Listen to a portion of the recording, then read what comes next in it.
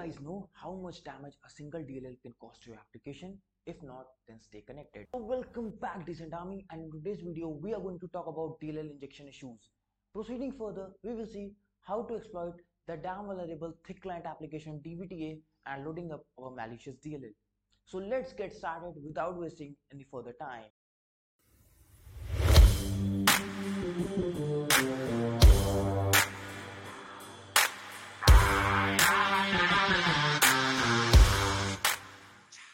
So guys, basically you can download this dvta-master file online. You can easily find it out on Google, and you can easily download it as zip, and then you have to extract it out.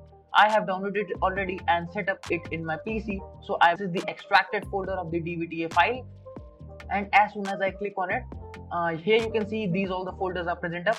So I will quickly move to the dvta path, and here what I will do is I will go into the bin.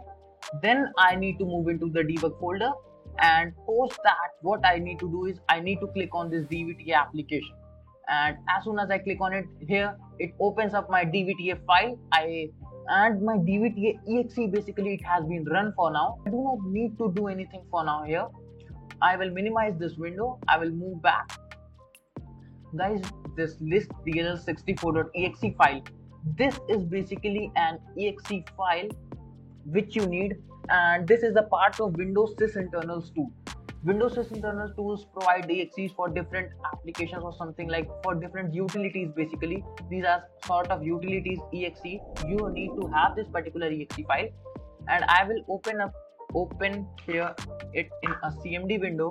What I need to do is, and this list dll64.exe, you can keep it in any of the folders. You do not need to have it on any of the particular path.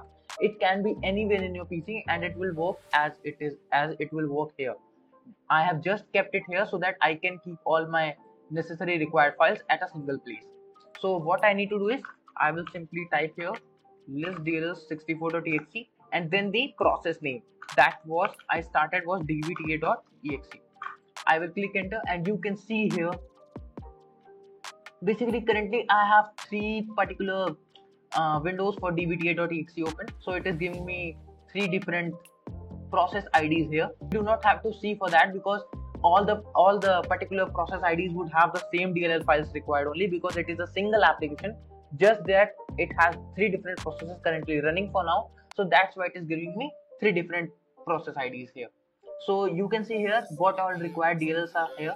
These are all the DLLs listed: C Windows System 32 ntdll.dll. And so how we need to detect the DLL hijacking attack? We will, like, for currently I will take any single DLL file. Suppose I take this DLL file mscori.dll. I will copy this path, Control C, and I will just paste the path. I will enter it up here.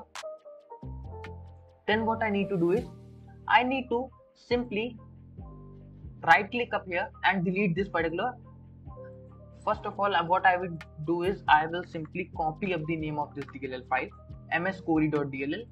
Now you guys know that mscori.dll has been copied up with me. Now what I will do is I will simply delete this particular file, and also make a copy of this DLL file as I have made it up here. I tried this particular thing, like you can see here I have made up a copy of this DLL file here, this particular mscori-copy.dll.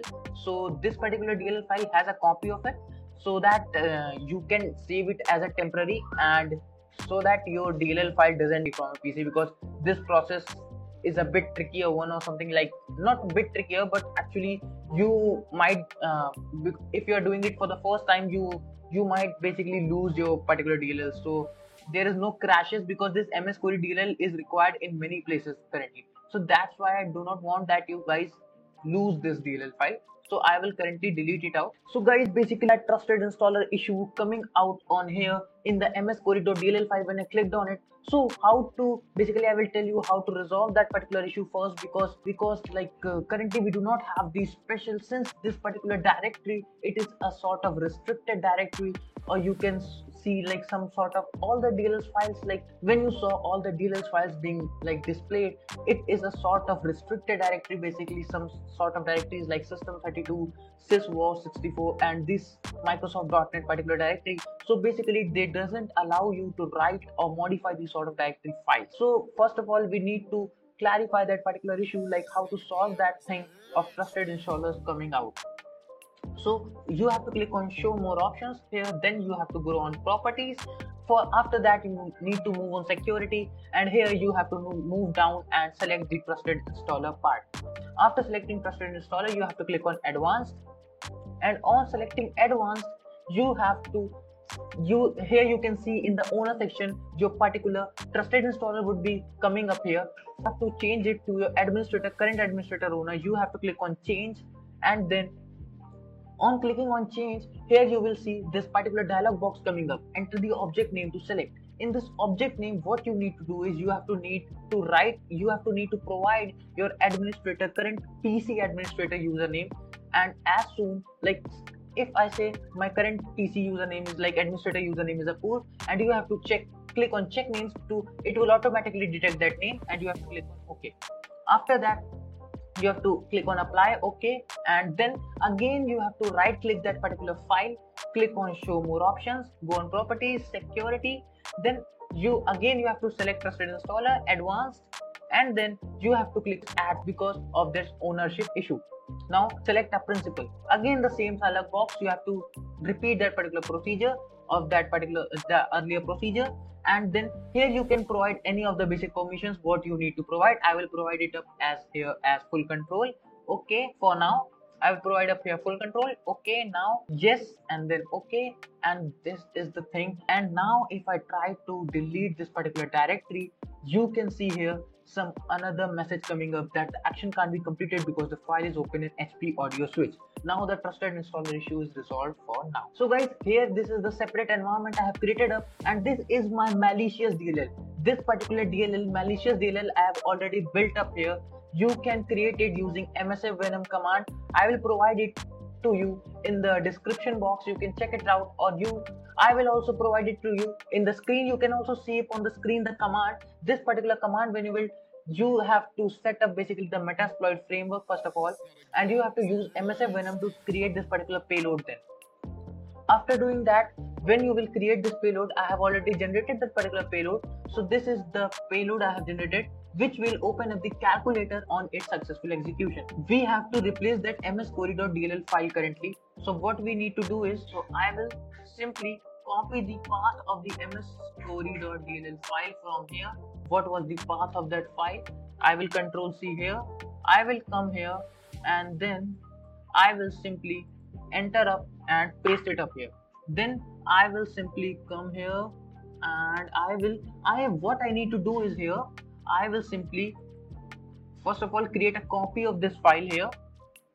I will copy up the DLL file. I will copy up my DLL file, and then what I need to do is I will simply come here, copy this malicious DLL with the same name, the DLL which I am replacing for now. I have created this msquery-copy.dll here so that I have a backup of my original DLL as well for now.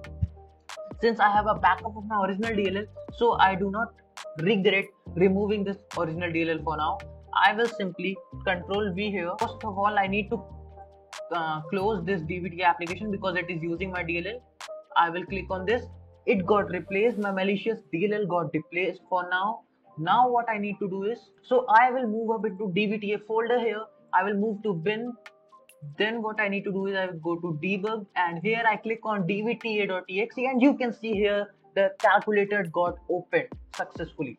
This was the DLL file msquery.dll, because of the loading of which this particular DLL got loaded up here. This particular calculator got opened here, and you can see this is the proof how DLL injection worked here.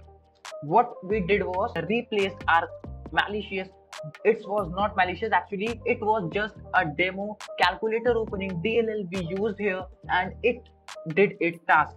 When the application, DBTA application, it tried to load the msquery.dll file, so it loaded up the calculator as well, because the original msquery.dll is not currently present there. Now what we need to do is, so this is how simply the DLL injection worked out. You can try it out for other DLL files as well. Just you need to do is, you have to follow all the tasks, you have to solve if the trusted installer issue comes out there, and you guys also can automate this process using, you can also guys make a tool or something like for that to automate this whole process as well. But guys, after finishing this task, just remember to maintain the original DLL created there. You created a copy of that DLL file, you know that I created a copy of that DLL file there out. Now I will remove this particular DLL, malicious DLL, and I will retain my original DLL file by just doing this, and now my original file is retained now. So here you guys were able to see how the malicious DLL was called in the place of the original DLL while loading up the DVD application. Now the question comes is how to protect ourselves from these sort of issues while knowing up the criticality of the situation. So first of all, it must be the responsibility of the application to implement proper checks for preventing malicious DLLs to load up. And if in general I speak, then one of the ways could be to prevent yourself, to protect yourself from phishing and other similar attacks, because one of the main questions that will arise up here is that how that malicious DLL reached to its respective destination, and the answer is because of us ourselves. Another way could be to keep your system fully updated. If you have a good antivirus in your system, it's well and good, and if you don't have so, then the Windows Defender is much enough for anything else. And like these, there are some other ways as well through which you can somewhat protect yourself from DLL injection attacks. You can also search for them on Google, and that's it for now. So this much for this video guys. So if you like this video, then hit the like button, share this video as much as possible, and subscribe to the channel. Thank you guys, and let me see you in another video.